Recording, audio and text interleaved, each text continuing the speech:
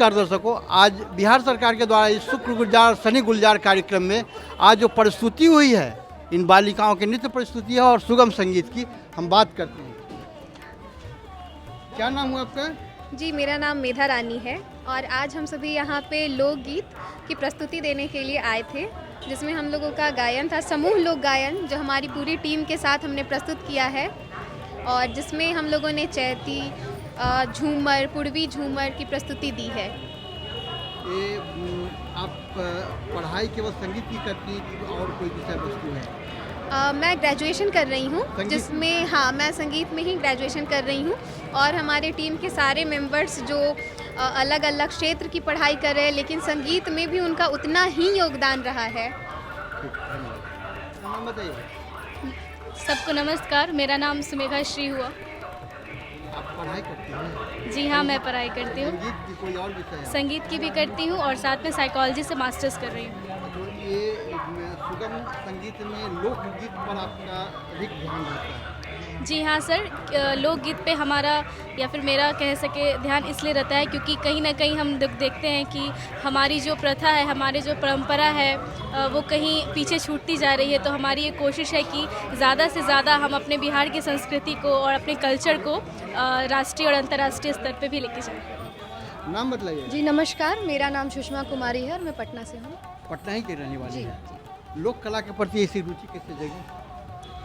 Sir शुरू से जब मैं छोटी थी तभी से मेरी रुचि अपने मतलब देवी माँ के गीतों पे बहुत ज़्यादा थी। मैं जब छोटी भी थी तो हम लोग निमिया की डाढ़ मैया सुन के पले बढ़े, तो वो जो संस्कृति हमने बचपन से देखा है अपने गांव समाज में ना, तो वो लगता था कि अब आज के नए आने वाले बच्चे उसे भूल रहे हैं और उसे हमें हाँ बस डीजे मुझे पर्सनली बहुत ज़्यादा नहीं पसंद है वो।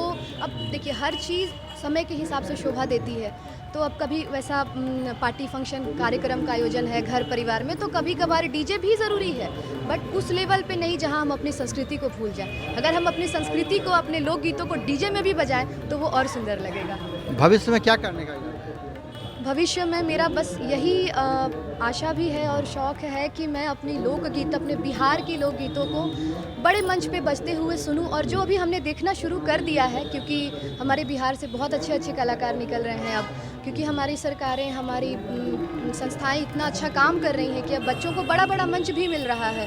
तो इसलिए मैं बस अपनी संस्कृति को, अपने बिहार के कल्चर्स को, यहाँ के छोटे छोटे रीति रिवाज की खूबसूरती को मैं बड़े मंच पे देखना चाहती हूँ। आपको भारतीय संस्कृति, बिहार की संस्कृति, विवाह शादी का जो कल्चर है पसंद है, वो पसंद करती हैं या 2 घंटा में जल्दी से कोर्ट में मैरिज हुआ?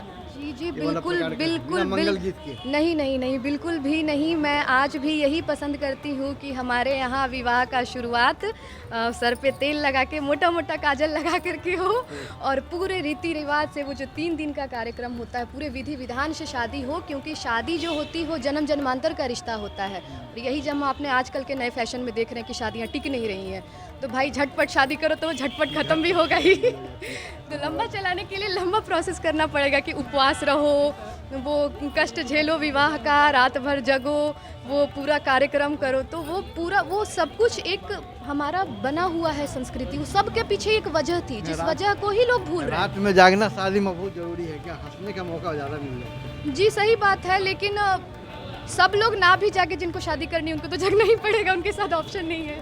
चलिए, अपना नाम बताइए। नमस्कार, जितने भी लोग देख रहे हैं सबको प्रणाम, और मैं शिवानी राज। संगीत विधा में ही तैयारी कर रहे हैं कि कुछ पढ़ाई भी करती हैं? नहीं, अभी हम 12th में पढ़ाई कर रहे हैं और संगीत से बहुत ज़्यादा रुचि है। ज़्यादातर मैं सोचती हूँ ये संगीत ही करूँ। संगीत से ही मतलब कि ये जो भी नहीं, अभी तो मैं 12th क्लास में ही हूँ, तो मैं सोच रही हूँ कि इसी में मुझे आगे बढ़ना है। इसी में आगे बढ़ना है। तो कौन सा संगीत, सुगम संगीत पसंद है, भजन गाना, लोकगीत? वैसे तो सब कुछ में रुचि है, लेकिन ज़्यादातर लोकगीत में ज़्यादा। लोकगीत में।